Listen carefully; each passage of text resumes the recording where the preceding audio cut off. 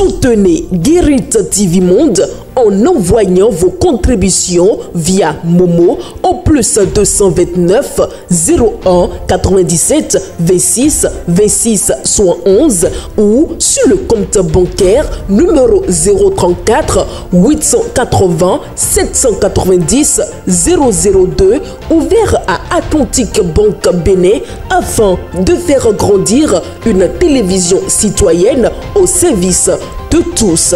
Guérit TV Monde, le leader des web TV.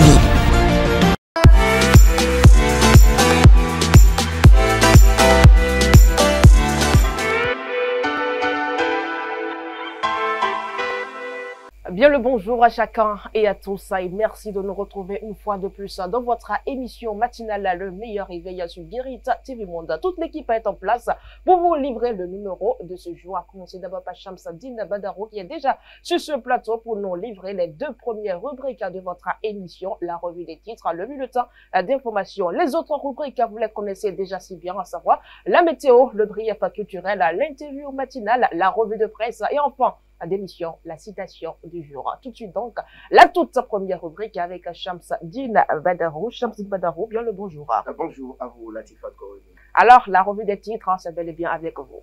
Merci à vous, Latifat Korenou, amis internautes. Bonjour et bienvenue dans la rue de la presse. On démarre ce matin avec le quotidien Matin Libre. Matin Libre qui titre en manchette ce matin, désignation du candidat de la mouvance. Le dernier chantage de Oumbedi, s'exclame mon confrère. L'informateur qui titre circulation, la rigueur s'annonce sur nos routes, s'exclame également le journal. Nouvelle économie, perspective financière 2026-2040. Et si le Bénin tentait le Samouraï Bond, s'interroge le journal. Quotidien Le Meilleur. À présent, élection générale de 2026. Le parti Les Démocrates lance la procédure de désignation de ses candidats. Visite du chef de l'État sur le chantier du nouveau siège de l'Assemblée nationale. Le président Tanon constate le niveau d'avancement des travaux en présence de Louis Béounou Vlavonou. La boussole pour Samou Seydou Adambi, sans unité ni discipline. Point de victoire au communal et législative. L'emblème du jour de Joël Alagbé à présent, stratégie électorale et survie politique, s'unir ou au disparaître. Commission nationale de candidature chez les démocrates, 15 membres installés dont 5 membres du bureau. Jack Pata, à présent, visite présidentielle au nouveau siège du Parlement. Les présidents Tanon et Vlavonou ensemble pour un Parlement à la hauteur du Bénin. Gaskiani Info, présidentielle 2026 au Bénin. L'élection aux candidatures cadenassées, sinon le journal. L'information est à lire à la page 4 du journal. Le Témoin a-tu à présent construction du nouveau siège de l'Assemblée nationale à Porto Novo. Les présidents Patrice Tanon et Louis Vlavonou préoccupés par la finition du joyau. Partner News à présent pour terminer donc filière bovine, un autre pilier du développement. On reste toujours avec ce journal pour parler de la politique béninoise en effervescence. Les démocrates s'apprêtent à désigner leur duo selon le quotidien Partner News. Voilà Latifat Korenou. Et nous passons tout de suite, mesdames et messieurs, au bulletin d'information.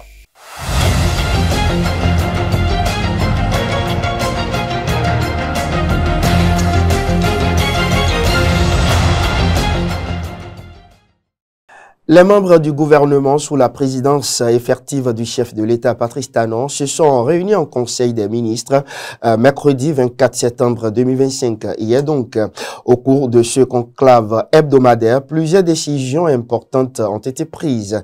Suivez dans cet élément un extrait de ces décisions présentées par le porte-parole du gouvernement, Wilfried Léandre Oumbedi. Au titre des mesures normatives, en point 1, transmission à l'Assemblée nationale pour examen et vote du projet de loi portant code de la route en République du Bénin. Par le présent projet, le gouvernement entend actualiser les tests et poser les bases d'un meilleur encadrement législatif, d'une part, en matière d'enseignement de la conduite et de la sécurité routière, de permis de conduire, de comportement du conducteur face aux stupéfiants et à l'alcoolisme, de même qu'aux nombreux facteurs de distraction en situation de circulation, puis, d'autre part, s'agissant de véhicules et de leur équipement en dispositifs de sécurité, aussi bien pour enfants que pour adultes, d'usage des voies routières ouvertes à la circulation publique, ainsi que de vitesse sur les routes. En point 2, mise en place du registre des associations et fondations. Il est destiné à recevoir les déclarations d'existence, les décisions administratives ou judiciaires relatives à la délivrance ou au refus de délivrance de récépissé de déclaration d'existence. Par ailleurs, doivent également être renseignées les décisions relatives à la délivrance ou au refus de délivrance aux associations, fondations et organisations non gouvernementales, l'autorisation d'exercice au Bénin. Il en est de même des déclarations de ressources financières reçues de toute institution privée nationale ou internationale, des rapports d'exercice indiquant notamment l'origine des ressources, l'état d'exécution des programmes et activités. Il en va de même des perspectives, des décisions de dissolution et toutes autres informations légalement prescrites. En point 3, instauration du régime de l'assurance agricole indicielle en République du Bénin. En point 4, mise en œuvre du nouveau cadre institutionnel de SEMESTITI. Au titre des communications, contractualisation pour des travaux complémentaires d'asphaltage dans la zone de Togben, recrutement sur titre et formation de 221 fonctionnaires spécialistes des eaux, forêts et chasses au titre de l'année 2025. En point 4, approbation du plan stratégique 2025-2029 de l'Agence nationale pour l'emploi, contractualisation pour la réalisation des travaux de réhabilitation des infrastructures des universités publiques du Bénin. Sur différents campus, dont l'université d'Abomey-Calavi, de l'École normale supérieure de Porto Novo, de la Faculté des sciences de la santé, de l'Université nationale d'agriculture, de l'Université de Parakou, de l'Université nationale des sciences, technologies, ingénierie et mathématiques, campus de Lokossa, de l'École normale supérieure de Natitengu, des dégradations ont été enregistrées sur des infrastructures administratives, pédagogiques et connexes. Ce vaste plan de remise aux normes de nos universités améliorera à terme leur capacité d'accueil et permettra aux apprenants d'étudier dans un bon cadre de travail, toutes choses contribuant à améliorer leurs performances. Lancement de la phase 3 du microcrédit à l'AFIA. Tenant compte des réalités du marché et des doléances exprimées par les bénéficiaires, le gouvernement a marqué son accord pour le déploiement de la troisième phase et décidé d'autoriser le Fonds national de microfinance à octroyer des prêts de 200 000 francs CFA remboursables sur 12 mois avec un taux d'intérêt plafonné à 8% l'an, soit 4% pour 6 mois. Réalisation des études techniques, économiques et financières, topographiques, environnementales et sociales relatives au développement de la filière bovine au Bénin. Au chapitre des mesures individuelles enfin, les nominations suivantes ont été prononcées au ministère de l'Enseignement supérieur et de la Recherche scientifique. Faculté des sciences de la santé. Doyen, M. Josué Avakoudia. Faculté des sciences économiques et de gestion. Doyen, M. Denis Aklasato Wensou. Faculté des sciences agronomiques. Doyen, Madame Nadia Kapouin-Fanou Foyi. Faculté des sciences humaines et sociales. Doyen, M. Sylvain Apouin-Vissot. Le président de la République, Patrice Talon, a effectué le mardi 23 septembre dernier une visite de terrain sur le chantier du nouveau siège de l'Assemblée nationale à Porto Novo, aux côtés du président du Parlement, Louis Gbéounou Vlavonou, du maire de la ville, Chalma Ignankoti, et du ministre du Cadre de Vie et du Développement durable, Didier José Tonato. Le chef de l'État est allé donc s'imprégner du niveau d'avancement des travaux du site destiné à accueillir la prochaine mandature parlementaire. On fait le point. Un plaisir chaleureux, empreint de reconnaissance, se lisait sur le visage du président de l'Assemblée nationale, Louis Gbéounou Vlavonou, ce mardi 23 septembre 2025. Il accueillait sur le chantier du nouveau siège du Parlement béninois le président de la République, Patrice Talon.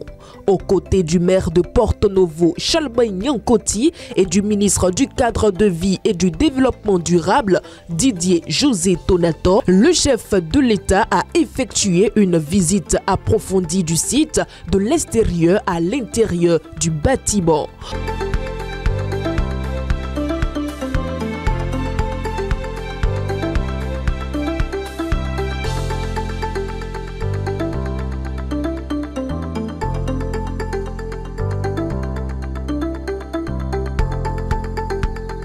Au-delà du simple constat de l'état d'avancement des travaux, le chef de l'État Patrice Talon, guidé par les maîtres d'ouvrage et attentif aux explications des techniciens, a pris le temps de s'imprégner des réalisations. Il a observé avec rigueur chaque détail, allant jusqu'à examiner et toucher du doigt les matériaux utilisés ou destinés à l'être dans la suite des travaux.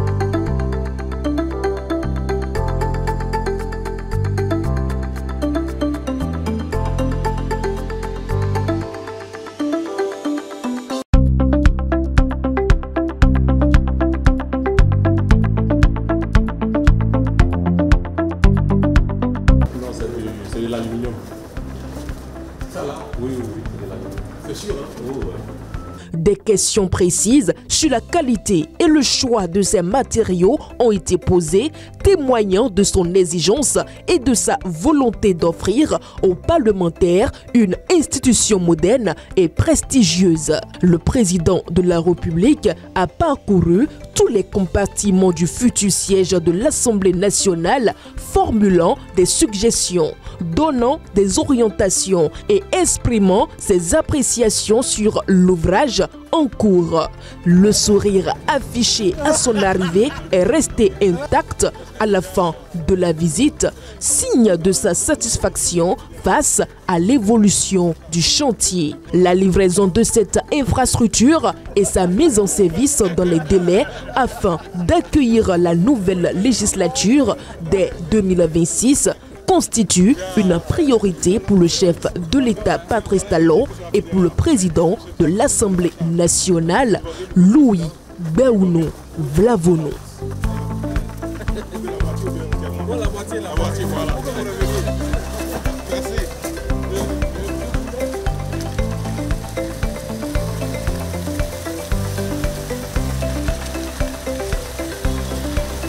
En bref, à présent, prélude aux élections générales de 2026, les citoyens béninois ont jusqu'au 28 septembre 2025 pour procéder aux modifications de leurs données personnelles sur la liste électorale. Cette annonce a été donc confirmée par un communiqué officiel des instances électorales. La phase de mise à jour concerne notamment les corrections d'état civil, les changements d'adresse, les erreurs liées au nom ou prénom, ainsi que toute autre information essentielle permettant à chaque électeur d'être correctement identifié dans le fichier électoral. Passé de l'air, aucun ajustement ne sera accepté, ce qui pourrait entraîner l'exclusion de certains électeurs ou l'impossibilité de voter sur leur profil exact. Par ailleurs, mesdames et messieurs, les 14 jeunes sélectionnés dans le cadre du projet V3E ont reçu les subventions hier, mercredi 24 septembre 2025, dans l'enceinte du 8e arrondissement de Cotonou. La cérémonie s'est donc déroulée en présence des bénéficiaires, des responsables du projet ainsi que du représentant du maire de Cotonou, Luc Setondi Atropo, Fauzia Sefou et David Yemer. Au départ, ils étaient 20. Finalement, ce sont 14 jeunes hommes et femmes de la ville de Cotonou, dans le 8e arrondissement, qui ont obtenu les subventions du projet V3E, entendez, vacances entrepreneuriales des élèves et étudiants. C'est au cours d'une cérémonie tenue ce mercredi 24 septembre 2025 qu'ils ont reçu les fonds nécessaires pour démarrer leurs activités. C'est un projet pilote réalisé dans 14 communes, financé par la SNV à travers le projet IDACID. Et l'objectif premier visé, c'est d'insuffler auprès de nos jeunes le sens de l'innovation, le sens de l'entrepreneuriat. Nous avons allié études et entrepreneuriat. L'un ne doit pas avoir de l'ascendance sur l'autre, mais c'est pour vous montrer que les deux peuvent cheminer ensemble pour que le pari soit gagné. Mis en œuvre dans 14 communes du Bénin, le projet V3E vise à encourager l'entrepreneuriat chez les jeunes et à renforcer l'écosystème entrepreneurial au Bénin. Il est financé par la CNV à travers le programme IBACED. Tout est parti donc d'une formation, en tout cas d'une étude au niveau de la SNV. Et 14 communes donc du Bénin ont été retrouvées, sélectionnées, et dans un arrondissement par commune. Et le 8e arrondissement a été sélectionné donc pour tenir donc de lieu de mise en œuvre donc de ce projet pilote dans la commune de Cotonou. Votre appui dans la gestion de ces fonds est vraiment nécessaire et capital. S'ils font bien, ils remboursent correctement, d'autres pourront en bénéficier, mais eux ils ne seront pas laissés de côté. Nous verrons avec la mairie comment faire pour qu'ils continuent toujours de bénéficier. Ils peuvent passer à 50 000, je dis n'importe quoi. Ils peuvent passer à plus que ça. Mais tout ça là va dépendre de la gestion qu'ils ont eu à faire de ces fonds. Les jeunes bénéficiaires de cette phase du projet sont conscients de l'ampleur des défis qui les attendent. Je tiens à remercier toutes les autorités qui nous ont aidés. Et ça va nous aider à combiner notre vie en tant qu'étudiants et à commencer à entreprendre de base. Nous sommes très contents d'avoir pu enfin entrer en possession des fonds qui vont nous permettre d'accroître nos entreprises et de les développer plus davantage. Nous pensons que c'est quand même un très bon programme de l'État qu'il faut encourager quand même. Au nom du maire de Cotonou, Luc Setondi Atropo, le chef du 8e arrondissement, Alain Baguidi, a félicité les récipiendaires de ce projet et leur a prodigué de sages conseils. À cette occasion solennelle, je voudrais rappeler aux récipiendaires d'en faire un bon usage et à bon escient. Je voudrais d'ores et déjà adresser mes vives et chaleureuses félicitations aux membres du conseil d'administration de RENEJ, à l'ONG CEDEL et à la mairie de Cotonou pour avoir pris la noble initiative de développer l'esprit entrepreneurial des enfants et étudiants. Le défi de l'emploi des jeunes demeure une réalité dans nos communautés. Grâce à ce partenariat entre la mairie de Cotonou et les différentes parties prenantes, les capacités des jeunes seront renforcées et à coup sûr, l'environnement des affaires au Bénin sera amélioré.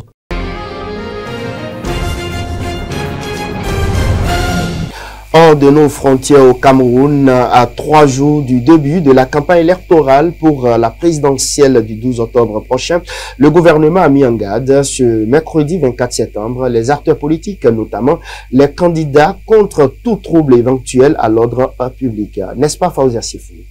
Au Cameroun, le temps était ferme et les mots pour le dire encore plus. Il y a des candidats qui ont des agendas cachés pour se servir de cette élection présidentielle pour défier l'autorité de l'État, prêcher la violence, encourager des remous sociaux qui auraient pour conséquence la perturbation du bon fonctionnement des institutions républicaines. Ceux-là vont croiser le fer avec l'administration Aucun force restera à la loi et aucun écart de comportement ne sera toléré, a lancé Paul Atanga. Au sujet des discussions en cours dans les rangs de l'opposition et qui projettent la désignation d'un candidat consensuel parmi les 11 candidats opposés au président Paul Biya, le ministre s'est voulu une nouvelle fois catégorique. Ce candidat, s'il vient à être désigné, n'entraînera aucune conséquence sur l'organisation matérielle du vote. Pour l'administration comme pour l'ECAM, il n'y aura toujours que 12 candidats. Il y a 12 candidats qui prendront part à l'élection présidentielle. Il y aura ainsi 12 bulletins de vote dans chaque bureau qui représentent les 12 candidats. J'entends des alliances contre nature, tantôt candidat consensuel, tantôt candidat unique. Et l'ECAM ne reconnaît pas ces arrangements. Pour ceux qui avaient l'intention de se désister, il fallait le faire avant l'impression des bulletins de vote, assure-t-il. Paul Atanga a terminé son propos en saluant le calme relatif qui règne dans la région du littoral, non sans inviter militaires, policiers et tous les responsables administratifs de la région à une vigilance accrue car l'ennemi ne dort jamais, a-t-il déclaré. En Éthiopie, une vague d'arrestations de journalistes menace la liberté de la presse, s'inquiète une ONG. Une vague d'arrestations de journalistes secoue l'Éthiopie, avertit ONG Human Rights Watch dans un rapport publié le 22 septembre. Cette répression dure depuis le début de l'année et s'intensifie. 6 journalistes ont été arrêtés rien qu'au mois d'août 2025. Les forces de sécurité éthiopiennes ont arrêté arbitrairement plusieurs journalistes et professionnels des médias, déclare Human Rights Watch dans un rapport publié le 22 septembre. L'organisation exhorte les autorités à cesser le harcèlement des journalistes indépendants et à libérer immédiatement tous ceux détenus pour avoir exercé leur droit à la liberté d'expression. C'est une tendance inquiétante, surtout en période préélectorale. L'Éthiopie devrait organiser ses élections générales en 2026 et depuis le début de l'année, on observe une volonté de contrôler tout reportage sur des sujets sensibles. Le 3 septembre à Addis Abeba, les journalistes ont été arrêtés par des policiers et agents en civil. Ces arrestations font suite à un reportage diffusé le 29 août sur les travailleurs de la santé publique. Ils ont été arrêtés suite à la diffusion d'un programme qui parlait d'une grève dans les services de santé publique, précise Laetitia Bader. L'autorité des médias éthiopienne chargée de réguler le secteur avait ordonné le retrait du reportage, l'accusant de partialité et d'incitation à la violence. Bien que la radio ait obéi, le 30 août, les 3 journalistes ont été arrêtés malgré tout. Une brève en sport pour terminer ce bulletin d'information. Le Bénin s'est lourdement incliné face au Nigeria 4-1 ce mercredi en phase de poule de la Coupe IFOA BU17 2025. Cette défaite scelle donc l'élimination des Guépards cadets qui quittent la compétition dès le premier tour. Le Nigeria, quant à lui, disputera la première place de la poule face au Burkina Faso. Voilà. Merci à vous, Shamsadine Badarou. On vous retrouve demain avec d'autres actualités dans cette émission. Si Dieu le veut. Mesdames et messieurs, quant à nous, nous allons poursuivre cette émission tout de suite à la météo du jour.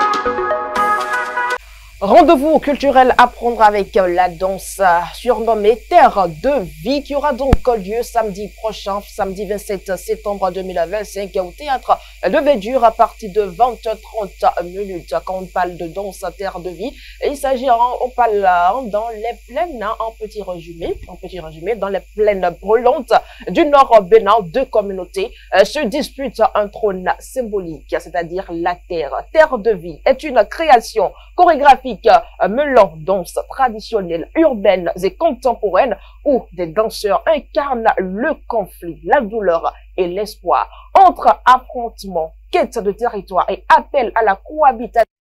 Spectacle questionne: que voulons-nous transmettre à nos enfants? La division ou le vivre ensemble? Réponse dans la danse Terre de Vie samedi prochain à partir de 20h30 au théâtre de Verdure. C'est donc tout pour la note culturelle du jour. On se retrouve tout juste après dans l'interview matinale. Vous organisez un mariage, un anniversaire, un baptême, un séminaire, un spectacle, un meeting politique ou tout autre événement, Guérit TV Monde vous propose un service de sonorisation professionnelle de meilleure qualité. Pour plus d'informations, contactez-nous au +229 91 19 10 10. Guérit TV Monde, le leader des Web TV.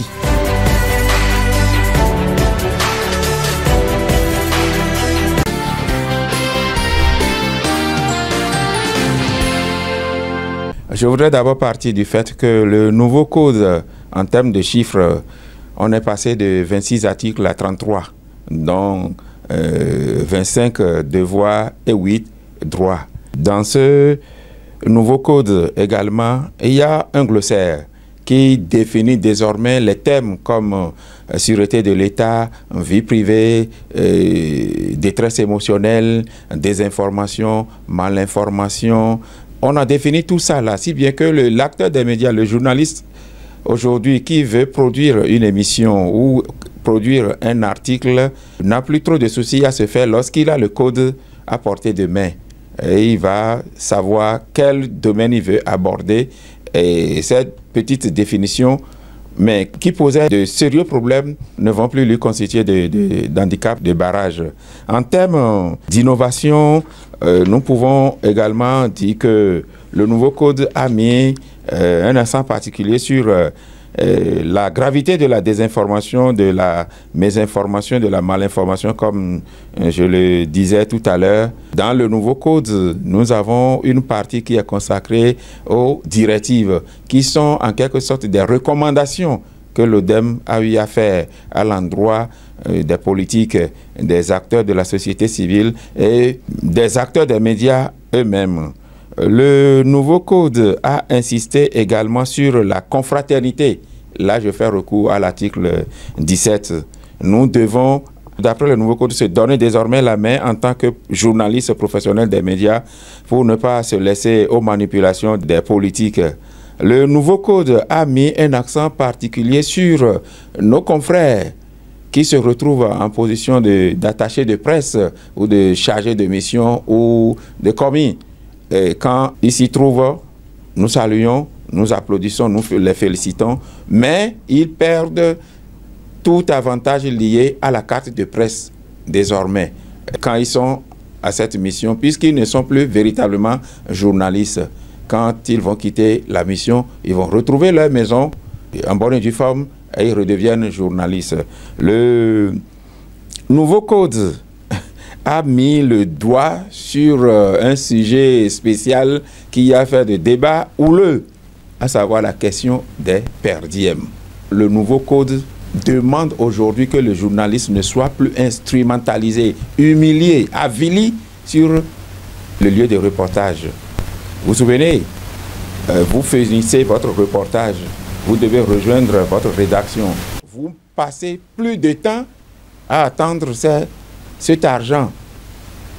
L'information roule aujourd'hui à une vitesse qui dépasse même celle de la lumière.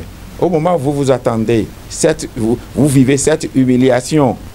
Le peuple attend d'être informé et bien informé. Aujourd'hui, le nouveau code dit non à cette humiliation. Qu'il trouve les voies et moyens pour s'acheter, puisque c'est quand même un service, le service des organes de presse. S'ils ne veulent pas passer par ce moyen, qu'ils écrivent des communiqués de presse que nous allons traiter au sein des rédactions. Mais quand ils veulent un positionnement qui va les mettre en vue qui va faire que les projecteurs seront braqués sur eux. Mais il faut qu'ils payent le service. Donc, il n'est plus question d'humilier le journaliste sur le terrain, mais il est plutôt question de s'organiser en sorte que le service demandé aux organes de presse soit reconnu à sa juste valeur et que le journaliste soit également honoré sur son lieu de reportage. Également sur le lieu de reportage, le nouveau code a prévu des dispositions qui protègent davantage le journaliste. Vous vous souvenez, dans le passé, c'était loisible de voir, surtout à l'occasion des événements à caractère international, nous avons souvent des maillas avec les amis qui assurent notre sécurité. Ils sont là pour assurer notre sécurité et non pour nous déstabiliser sur les lieux de reportage. On va trouver la courtoisie nécessaire pour le lui dire et dégager. C'est vrai que sur le terrain, eux aussi sont tenus par l'obligation de résultat, mais il faut désormais humaniser les relations, il faut humaniser les actes pour que les journalistes et agents de sécurité puissent mieux se sentir, puisque nous faisons la même chose. Travailler pour le même pays, pour le bien vivre ensemble, le bien-être social de tout le peuple. Cela implique que le journaliste va mieux se porter.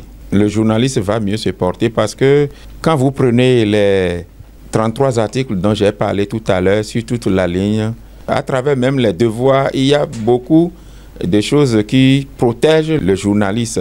Donc, l'acteur des médias que nous sommes, nous allons mieux nous sentir. Avec ce nouveau code, je pense que c'est pour le bien des journalistes.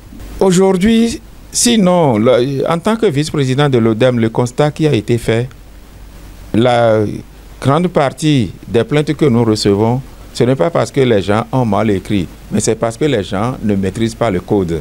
Aujourd'hui, si le journaliste s'approprie le nouveau code, il va bien faire son travail. Donc, ce que nous demandons à tous les confrères, à toutes les consoeurs, à tous les professionnels des médias, c'est qu'ils s'approprient ce nouveau code afin d'éviter des histoires avec la loi. Après cette rubrique, mesdames et messieurs, je vous invite à suivre Anselme Orisha dans la livraison de la revue de presse du jour.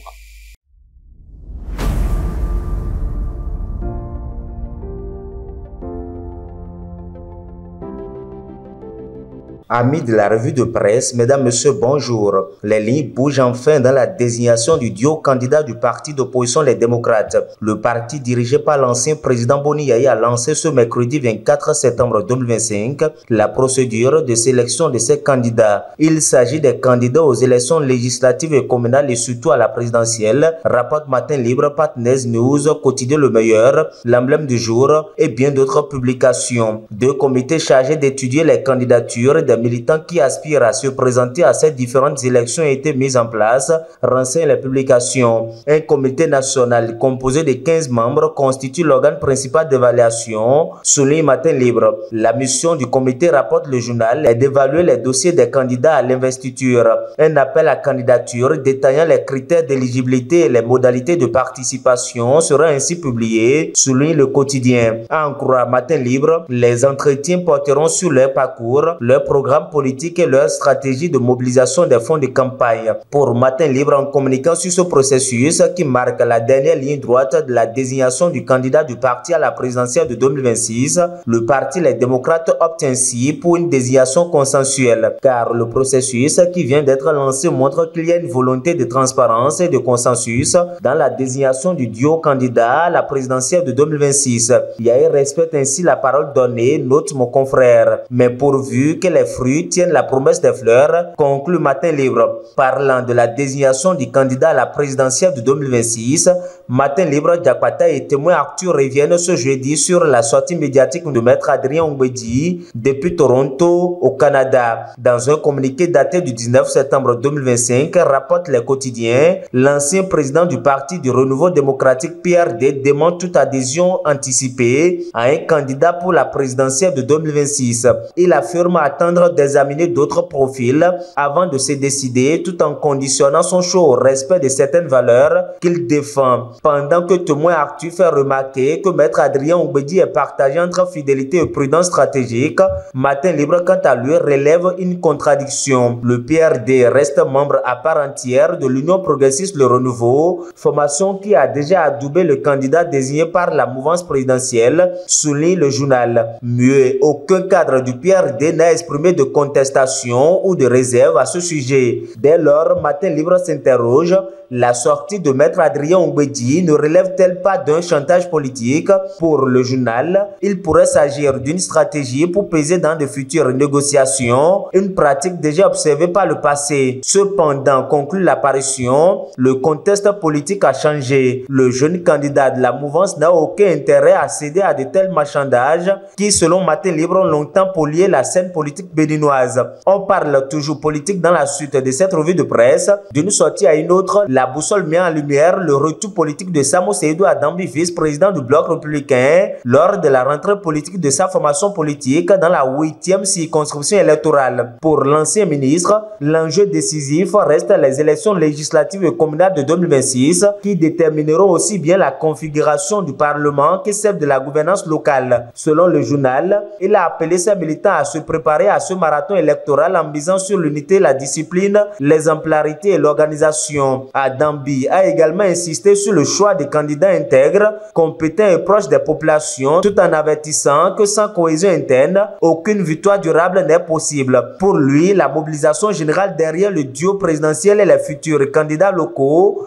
doit être la priorité afin d'assurer au parti une présence forte et crédible sur le terrain, rapporte la boussole. Dans un autre registre à présent, le gouvernement béninois est désormais engagé pour la sécurité routière. La boussole, Matin Libre Diakwaté et l'informateur informe que dès le 1er janvier 2026, la circulation des poids lourds de plus de 10 tonnes sera strictement encadrée dans les communes du Grand Okoué. C'est une mesure annoncée par le ministre du Cadre de Vie et des Transports, José Tonato, à la suite du décret numéro 2025-508 adopté en Conseil des ministres. Selon les parutions, l'objectif est de limiter les nuisances liées aux gros porteurs, responsables de la dégradation accélérée des infrastructures routières et de nombreux accidents. À cette mesure s'ajoute la transmission à l'Assemblée nationale d'un projet de loi portant sur le code de la route au Bénin. Pour l'informateur, la rigueur s'annonce enfin sur les routes, souligne la publication. Désormais, 4 itinéraires obligatoires sont définis pour canaliser le trafic des poids lourds dans les Grands Okoué. Non seulement des itinéraires leur sont imposés, mais aussi la circulation des 10 véhicules est uniquement autorisée entre 23h et 6h du matin. Renseignement Matin Libre qui nous propose d'ailleurs ces itinéraires dans ces colonnes. Leur respect sera contrôlé par la police républicaine à travers des postes de contrôle fixe et des patrouille mobile. Toute déviation non autorisée sera sanctionnée, informe les quotidiens. Amis de la revue de presse, mesdames, messieurs, ainsi va l'actualité telle que vue et traitée par les quotidiens ce jeudi. Merci de nous avoir suivis. À demain pour le dernier numéro de la semaine.